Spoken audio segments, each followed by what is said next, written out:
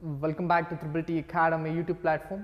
So Karnataka examinations authority ಅವರು working professional ಯಾರೆಲ್ಲ work ಮಾಡ್ತಿದ್ದಾರೆ ಆಲ್ರೆಡಿ, ಸೊ ಅಂಥ ವಿದ್ಯಾರ್ಥಿಗಳಿಗೆ DCET ಲ್ಯಾಟ್ರಲ್ ಎಂಟ್ರಿ ಮುಖಾಂತರ ಇಂಜಿನಿಯರಿಂಗ್ ಕೋರ್ಸ್ಗಳಿಗೆ ಅಪ್ಲಿಕೇಶನ್ ಅರ್ಜಿಯನ್ನು ಆಹ್ವಾನಿಸಿದ್ದಾರೆ.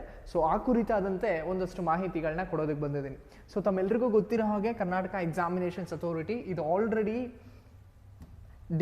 ವರ್ಕಿಂಗ್ ಪ್ರೊಫೆಷ್ನಲ್ ಕ್ಯಾಂಡಿಡೇಟ್ಸ್ಗೆ ಇಂಜಿನಿಯರಿಂಗ್ ಕೋರ್ಸ್ಗಳಿಗೆ ಅಪ್ಲಿಕೇಶನ್ಸ್ನ ಅರ್ಜಿ ಕೊಟ್ಟಿದ್ರು. ಸೊ 18ಗೆ ಈ ಒಂದು ಅಪ್ಲಿಕೇಶನ್ಸ್ ಡೇಟ್ ಓಪನ್ ಆಗಿತ್ತು, ಬಟ್ 21ಗೆ ಅಪ್ಲಿಕೇಶನ್ಸ್ ಡೇಟ್ ಕ್ಲೋಸ್ ಆಗುತ್ತೆ ಅಂತ ಹೇಳಿದರು.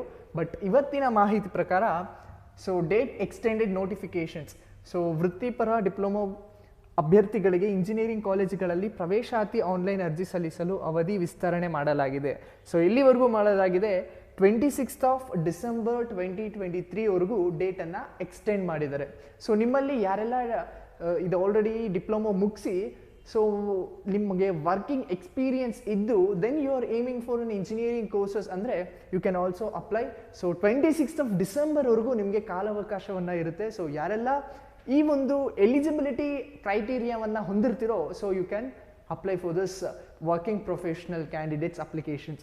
ಸೊ ಇದಿಷ್ಟು ವರ್ಕಿಂಗ್ ಪ್ರೊಫೆಷ್ನಲ್ ಕ್ಯಾಂಡಿಡೇಟ್ಸ್ ಅಪ್ಲಿಕೇಶನ್ಸ್ನ ಕುರಿತಾದಂತೆ. ಸೊ ಇನ್ನು ಯಾರೆಲ್ಲ ಹಾಕಿಲ್ವೋ ದಯವಿಟ್ಟು ಈಗಲೇ ಹೋಗಿ ಹಾಕಿ. 26 ಡಿಸೆಂಬರ್ವರೆಗೂ ನಿಮಗೆ ಕಾಲಾವಕಾಶ ಇರುತ್ತೆ.